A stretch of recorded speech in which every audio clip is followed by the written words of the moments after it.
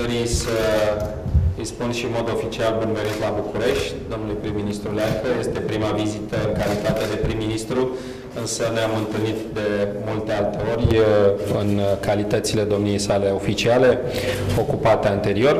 Vreau doar să spun încă o dată un lucru pe care l-am anunțat public, probabil la câteva minute după votul din Parlament, că mă bucur foarte mult că Guvernul Leancă a primit votul de încredere și are sprijinul Parlamentului.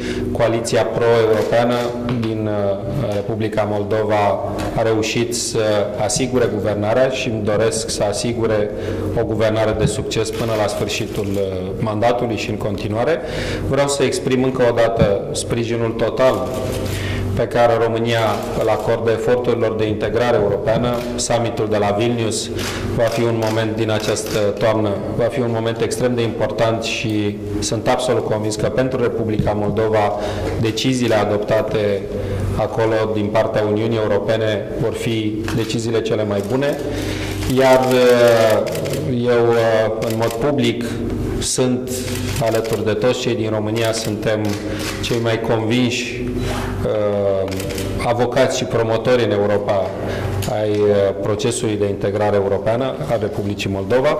Am discutat de asemenea lucruri foarte concrete, pentru că relația dintre România și Moldova trebuie să treacă în sfârșit de la stadiul declarațiilor foarte frumoase și sentimentale, care n-au lipsit în acești 23 de ani, la lucruri concrete.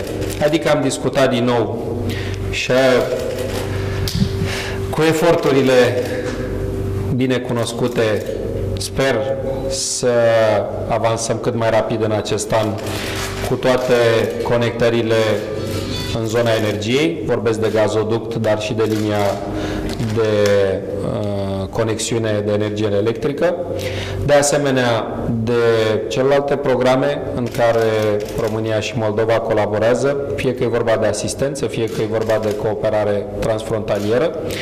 Iar ce-mi doresc cel mai mult este ca următoarea întâlnire a noastră, nu doar ca prim-ministri, ci și în formula de ședință comună de guvern, să cuprindă, dincolo, repet, de vorbe și sentimente frumoase, rezultate concrete ale colaborării noastre. Vreau să urez încă o dată un mandat, ușor nu va fi pentru domnul prim-ministru Leancă, însă un mandat plin de succes și vreau să ne bucurăm împreună după summitul de la Vilnius pentru succesul obținut de Republica Moldova.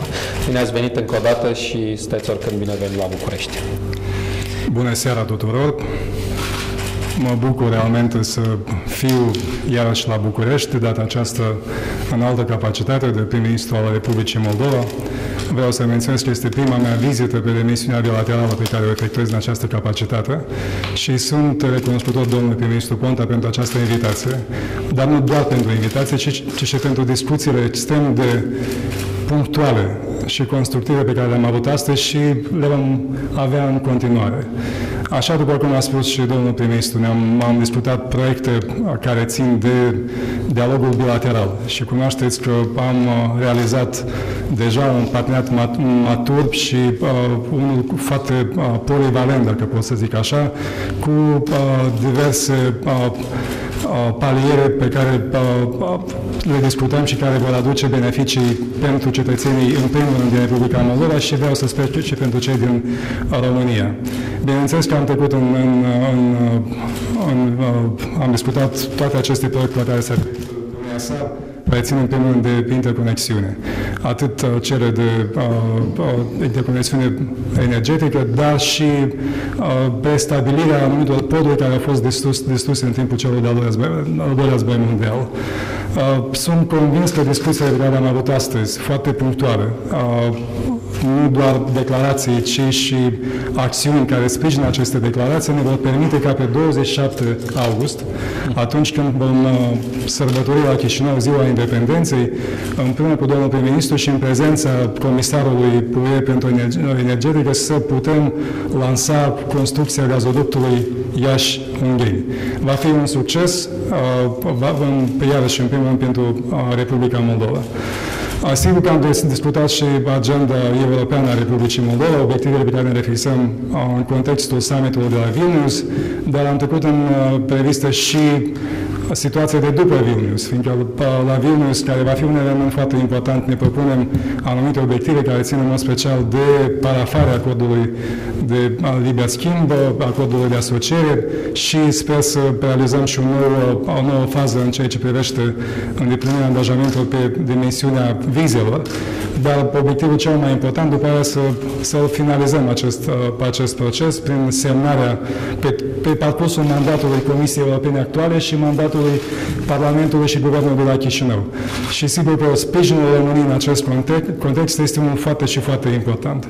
Deci, încă o dată vreau să mulțumesc pentru această tonalitate foarte constructivă, foarte punctuală, foarte riguroasă de altfel și care sunt convins că ne va permite într-o perioadă foarte apropiată să vorbim despre pași concreți realizați pe această dimensiune. Vă mulțumesc încă o dată pentru deschidere, ospitalitate și prietenie. Mulțumesc.